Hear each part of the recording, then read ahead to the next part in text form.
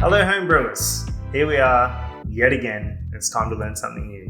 What I want to tackle today is, can you pull an espresso shot out of an Aeropress?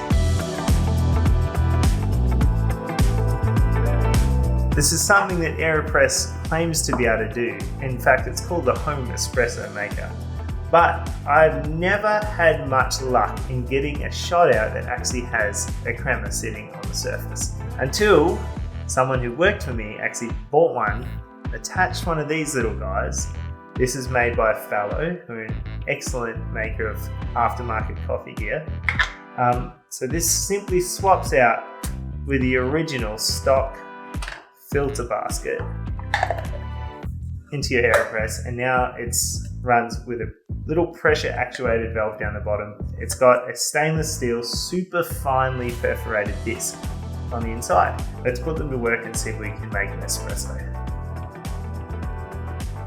You're going to need a grinder so you can get some really fresh, clean grinds into there, and you're going to need a scale along with a kettle. Let's get to business. So, first things first, we get our scale and we want to chuck in about the same amount as you'd expect in a commercial brew handle, so about 20 to 22 grams of whole coffee beans. Now, you're not going to have nearly as much luck if you're using pre-ground coffee. Let's get grinding.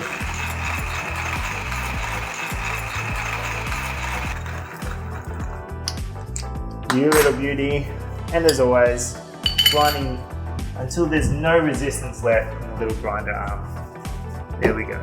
Beautiful grinds. Now we want them just a little coarser than you'd use for espresso on a 9-bar espresso machine. Okay, now unlike when you're brewing Aeropress like a champion, the fellow Prismo allows you to brew directly above your cup without any extra getting into your cup, because it's pressure actuated, so nothing will come through your cup until you start pressing. So we'll bring the cup up and on he goes. Grinds in and now straight up onto the scale. Okay, so we've got our kettle, which has just come up to temperature. It's sitting at 96 degrees, which is about perfect. For espresso, somewhere between 90 and about 98 degrees, about as high as you'd want to take it. So 96 is a perfect middle ground. Now we're using a ratio of a max 3:1. So because I've got 20 grams of grinds, I'm going to want a max 60 grams of water, so I'll stop just shy of 60. 54 will do just fine. Now I'm going to give it a stir. Now if you still have your Aeropress paddle, stirring with that will look more professional.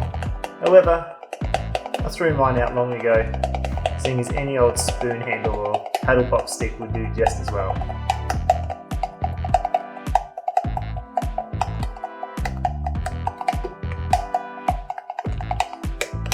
Really want to stir that in, agitate all the grinds, expose the surface area to the water so it can then extract properly. Okay, and I'm not leaving that long at all. I'm going to give that a max of 30 seconds before I then take the scale away and extract down into a cup. Here we go. Bit of a rickety start, but we're off and racing. Let's see if we can get a nice juicy crema. It's not half as rich as you get in a coffee shop. In fact, the crema immediately dissipated. Alright, so it is possible. There was crema. Now, it didn't stick around forever, but it was there. Now, I'm told if you drop this on top of milk, it'll stick around for much longer. Things to remember: heat your water well into the 90s. Use a smaller ratio water to grinds than you would generally use. Okay, maximum 3:1, if not 2:1. 1 being the grinds, 2 being the water. Okay, and then press hard. So you can really force that crema down through the grind bed and into your cup. Happy drinking.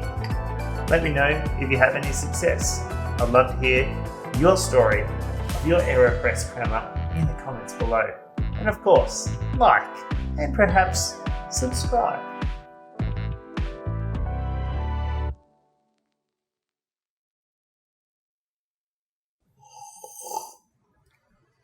Dear Lord, that is strong.